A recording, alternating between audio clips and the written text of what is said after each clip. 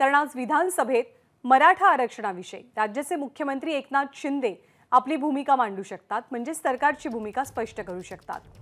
कालच मराठा आरक्षणासंदर्भातला न्यायमूर्ती शिंदे समितीचा दुसरा अहवाल मराठा उपसमितीने स्वीकारला।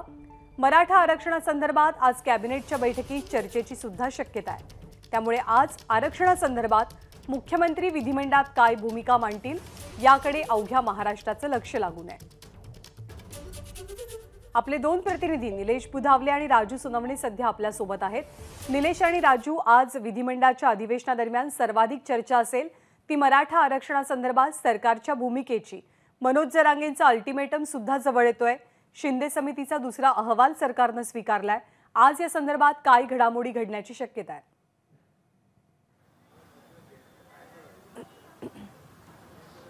ज्ञानदा 13,500 पहिला अहवाल शिंदे समितीने सादर केला होता आणि आता जो दुसरा अहवाल दिलाय त्याच्यामध्ये तब्बल 54 लाखांच्या आसपास कुणबी नोंदी आहेत अशा पद्धतीची माहिती विश्वसनीय सूत्रांनी दिली आहे। आज याबाबतची स्पष्टता येईल अशी शक्यता आहे। दुसरी महत्त्वाची बाब अशी आहे, खरं तर ज्यावेळेस अहवाल स्वीकारला गेला त्यानंतर तो लगेचच कॅबिनेटमध्ये मांडायचा असतो। कॅबिनेटची जर बैठक बघायला गेली तर ती संध्याकाळी होते, त्यामुळे मुख्यमंत्री आज मराठा आरक्षणावर उत्तर देत आहेत का हे पाहणं महत्त्वाचं राहणार आहे। आज दिवसभरातल्या कामकाजामध्ये तर या गोष्टीची बाब नमूद करण्यात आलेली आहे। दुसरी एक महत्त्वाची बाब अशी आहे की आज सकाळपासूनच राष्ट्रवादी नेमकी काय भूमिका घेणार याकडे सर्वांचं लक्ष होतं, कारण रेशीम बागेमध्ये सर्वांना निमंत्रित करण्यात आलं होतं। याच्यामध्ये शिंदे गटाचे आमदार काही गेलेले आहेत, मात्र राष्ट्रवादीचे आमदार जाणार का, अजित पवार त्या कार्यक्रमाला सहभागी होणार का याबाबतची प्रचंड प्रमाणात राजकीय वर्तुळात चर्चा होती। मात्र राष्ट्रवादीने या कार्यक्रमाकडे पाठ दाखवल्याचं आपल्याला पाहायला मिळालंय। विधिमंडळात आज दिवसभरात नेमकं काय काय होणार आहे या संदर्भात आपण राजूशी बोलणार आहोत। राजू, ज्या पद्धतीनं मराठा आरक्षणाचा ओबीसी आरक्षणाचा प्रश्न आहे, ओबीसींना अजूनही विरोध केलेला आहे आणि मनोज जरांगेंची डेडलाईन जी आहे ती जवळ येताना पाहायला मिळते।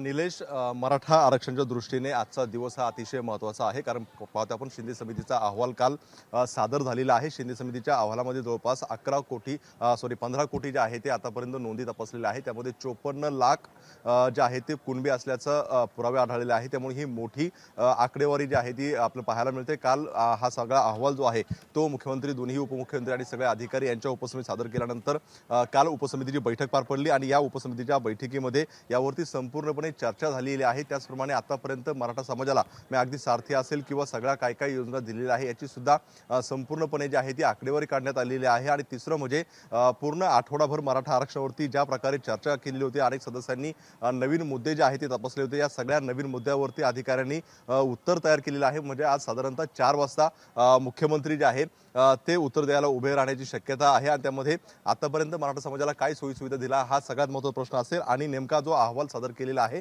त्या अहवालात सुद्धा काय काय आहे याची सुद्धा स्पष्टता दिला जाणार आहे। आणि त्यानंतर 6 वाजता जे आहे ते कॅबिनेटची बैठक होणार आहे। कदाचित कॅबिनेटमध्ये हा अहवाल डिस्कस केला जाईल, मात्र ठेवण्याची गरज नाही, कारण हा अंतिम अहवाल नाहीये, दुसरा अहवाल आहे। त्यामुळे आज मराठा आरक्षणावरती मुख्यमंत्री उत्तर देणार आहे आणि या उत्तरादरम्यान जरांगे पाटील असतील किंवा मराठा समाज असेल यांचं खरं तर समाधान होतंय का हे सुद्धा पाहणं महत्त्वाचं असणार आहे। आणि दुसरं सगळ्यात महत्त्वाचं म्हणजे आज घोषणा करत असताना ओबीसी समाजाचा सुद्धा विचार सरकारला करावा लागणार आहे, कारण मराठा समाजाच्या दृष्टीने घोषणा करत असताना ओबीसी समाज सुद्धा दुखावला गेला नाही पाहिजे, ही सुद्धा सावध भूमिका जी आहे ती सरकारला घ्यायची आहे। त्यामुळे मुख्यमंत्री या सगळ्या संदर्भामध्ये कशी जुळवाजुळव करतात ही मोठी कसरत असणार आहे। त्यामुळे मराठा आरक्षणाच्या दृष्टीने आजचा सगळ्यात महत्त्वाचा मुद्दा असणार आहे। आणि दुसरा महत्त्वाचा प्रश्न आहे की आज कामकाज सल्लागार समितीची बैठक आहे आणि या कामकाज सल्लागार समितीच्या बैठकीमध्ये अधिवेशन वाढवायचं की 20 तारखेपर्यंत ठेवायचं याच्यावरती सुद्धा निर्णय होईल। 3 वाजता ही बैठक होईल आणि त्यामध्ये या संदर्भामध्ये निर्णय होणार आहे।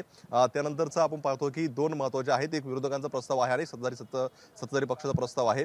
विरोधकांचा जो प्रस्ताव आहे त्या प्रस्तावामध्ये पाहतो आपण का अंतिम आठवडा प्रस्ताव आहे। राज्यातील कायदा सुव्यवस्था, महागाई या सगळ्याच प्रश्नावरती जे आहे ती विरोधक सरकारची कोंडी करणार आहे। त्यामुळे आज तो महत्त्वाचा दिवस आहे आणि सत्ताधारी पक्षाचा सुद्धा विदर्भाचा विकास, विदर्भ या याच्यावरती प्रस्ताव आहे 293 त्यामुळे विदर्भावरती सुद्धा चर्चा होणार आहे। हे दोन्ही प्रस्ताव जे आहे ते अतिशय महत्त्वाचे असणार आहे। त्यामुळे विरोधक आणि सत्ताधाऱ्यांचे हे दोन्ही प्रस्ताव अतिशय महत्त्वाचे मानले जातात। त्यामुळे मराठा आरक्षण आणि ही दोन्ही प्रस्ताव हे आजच्या कामकाजामध्ये सगळ्यात महत्त्वाचे असणार आहेत। निलेश, एकंदरीतच आजचं जे बांधकाम आहे ज्ञानदा ते दिवसभर अगदी उशिरापर्यंत चालण्याची शक्यता आहे. दुसरी एक महत्त्वाची बाब, विधान परिषदेमध्ये काल उपसभापती नीलम गोरे आपल्याला बोलू देत नाहीये अशा पद्धतीचा एक सूर विरोधकांच्या वतीने आला होता. जी बैठक पार पडली होती त्याच्यामध्ये या संदर्भामध्ये त्या ठिकाणी निषेध देखील करण्यात आला होता.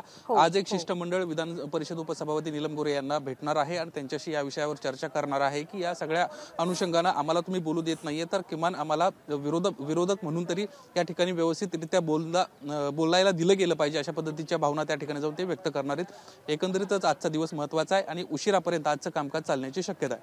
ज्ञानदा.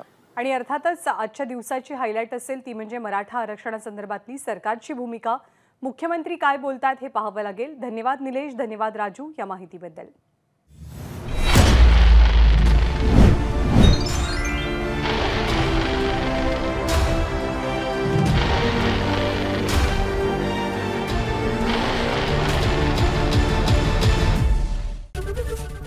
एबीपी माझा, उघडा डोळे बघा नीट.